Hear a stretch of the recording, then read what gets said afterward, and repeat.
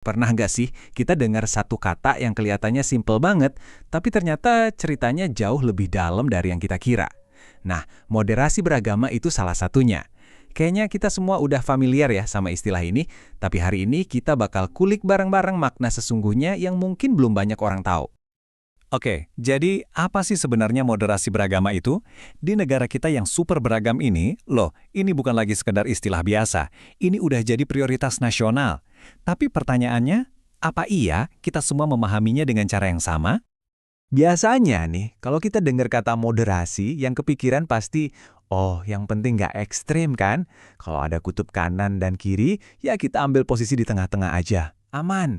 Tapi ternyata, nggak sesederhana itu. Definisi kamus itu kayaknya kurang pas deh. Konsep aslinya tuh jauh lebih aktif dan lebih kompleks dari itu. Nah, coba diperhatikan dua gambar ini. Ini inti perbedaannya. Gambar pertama, itu pemahaman yang keliru. Moderasi cuma jadi titik di tengah, terpisah, nggak nyambung kemana-mana. Sekarang lihat gambar kedua. Itu dia. Moderasi itu sebuah jembatan yang secara aktif menyambungkan dua sisi. Jadi poinnya bukan menghindar, tapi justru proaktif membangun koneksi. Dan untuk benar-benar paham ide jembatan ini, kita nggak bisa cuma lihat kondisi hari ini. Yuk, kita lompat ke masa lalu. Jauh banget, sekitar 500 tahun ke belakang. Kita mau kenalan sama seorang tokoh yang cara-caranya tuh jadi cetak biru moderasi di Nusantara. Oke, kita mulai dari sini. Jalan Sunan Bonang. Kenapa beliau? Karena beliau ini bukan cuma sekedar penyebar agama. Beliau itu ibaratnya seorang arsitek sosial yang metodenya relevan banget sampai detik ini. Jadi Sunan Bonang ini lahir tahun 1465. Coba bayangin, di akhir abad ke-15, zaman di mana kerajaan Majapahit masih berpengaruh, beliau mulai menyebarkan Islam. Tapi caranya itu loh yang unik banget. Beliau nggak datang dengan pedang atau paksaan, tapi dengan seni dan dialog. Bahkan masjid yang beliau bangun bukan cuma buat ibadah, tapi jadi semacam ruang publik buat diskusi bareng masyarakat. Nah, kunci dari pendekatannya itu adalah konsep yang kita kenal sebagai akulturasi. Gampangnya gini, ini adalah seni menggabungkan yang baru dengan yang lama. Jadi bukannya budaya lokal diberangus, malah dinikahkan dengan ajaran Islam. Keren kan? Jadi yang lama nggak hilang, tapi justru dikasih makna dan nafas yang baru. Terus, gimana cara beliau melakukannya di lapangan?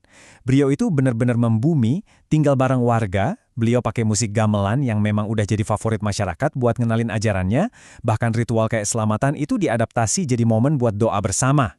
Dan yang paling krusial, ini semua tanpa paksaan, modalnya cuma rasa hormat dan jadi teladan yang baik. Oke, itu kan cerita dari masa lalu ya. Pertanyaannya, apakah warisan Sunan Bonang ini cuma jadi catatan sejarah aja? Ternyata enggak. Yuk kita lihat gimana semangat ini masih hidup dan bernafas di sebuah kota kecil di Jawa Tengah hari ini. Selamat datang di Lasem. Kota ini unik banget. Di satu sisi, Lasem dijuluki Tiongkok kecil karena komunitas Tionghoanya yang sangat kental. Tapi di sisi lain, Lasem ini juga kota santri, penuh dengan pondok pesantren. Dua identitas yang kelihatannya kontras banget, tapi di sini mereka bisa hidup berdampingan dengan damai. Dan kalau Anda butuh bukti yang konkret, lihat ini deh. Ini keren banget. Di dalam sebuah kelenteng Tionghoa, tempat ibadah Tridharma, ada patung Raden Panji Margono, seorang pejuang Jawa. Loh, kok bisa? Pejuang Jawa diabadikan di dalam kelenteng? Ini bukan kebetulan, ada cerita besar di baliknya. Ternyata, monumen ini adalah pengingat dari Perang Kuning di tahun 1740-an. Dulu, orang Tionghoa dan Jawa itu adalah saudara seperjuangan. Mereka bahu-membahu melawan penjajah VOC. Sejarah ini sengaja diabadikan di tempat ibadah supaya generasi baru nggak lupa kalau persatuan mereka itu lahir dari perjuangan bersama. Ini namanya kohesi sosial yang dirawat secara sadar. Dan semangat kebersamaan itu masih ada sampai sekarang. Kalau ada masalah, para tokoh di sana kumpul buat jagongan lan ngopi. Duduk bareng sambil ngopi, cari solusi dengan santai. Para santri nggak segan bantu tetangga mereka yang non-muslim. Bahkan pemuda muslim ikut menjaga keamanan gereja pas perayaan Natal. Nah, inilah wujud nyata jembatan yang dibangun dalam kehidupan sehari-hari. Tapi, ceritanya nggak cuma yang indah-indah aja. Warisan Sunan Bonang sekarang ini menghadapi tantangan baru. Dan tantangannya ini unik. Bukan datang dari konflik, tapi justru dari popularitasnya sendiri. Jadi begini, Mak. Makam Sunan Bonang di Tuban itu sekarang jadi salah satu destinasi ziarah paling populer di Indonesia. Ribuan orang datang setiap hari. Akibatnya, sebuah situs yang tadinya sakral berubah jadi pusat aktivitas ekonomi yang sangat ramai. Disinilah muncul ketegangannya. Ziarah itu kan pada dasarnya tindakan spiritual yang sakral, tapi begitu di-branding jadi wisata religi, fokusnya bisa bergeser ke arah komersial. Ruang yang sakral beresiko dilihat sebagai produk yang punya nilai pasar. Terjadi pergeseran tipis dari niat pengabdian menjadi tujuan rekreasi. Ini membawa kita ke pertanyaan yang penting. Apakah komodifikasi ini sebetulnya cara untuk melestarikan warisan dengan mendatangkan sumber daya, atau justru malah mengancam kesakralan dan makna asli dari ziarah itu sendiri? Inilah tantangan moderasi di era modern, yaitu mencari keseimbangan antara pelestarian dan komersialisasi.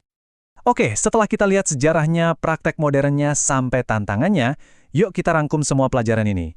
Dari studi kasus tadi, kita sekarang bisa merumuskan semacam toolkit buat ngertiin moderasi itu apa dan gimana cara kita melihatnya di lapangan. Gambar ini pas banget buat menyimpulkan. Anggap saja keragaman itu tanahnya yang subur. Moderasi itu adalah jalannya, proses aktif buat menavigasi semua perbedaan itu. Terus kerukunan itu apa? Kerukunan itu adalah buahnya hasilnya. Jadi penting banget nih buat diingat, moderasi adalah prosesnya, kerukunan adalah hasil akhirnya. Jadi, gimana cara kita bisa menganalisis proses ini di komunitas manapun? Untungnya, ada sebuah kerangka kerja praktis yang bisa kita pakai, yang terdiri dari 5 elemen kunci. Anggap aja ini kacamata baru buat kita. Oke, ini dia toolkitnya. 5 hal yang bisa kita perhatikan. Pertama, lihat sejarahnya. Ada nggak sih kisah perjuangan bersama kayak di LASEM tadi?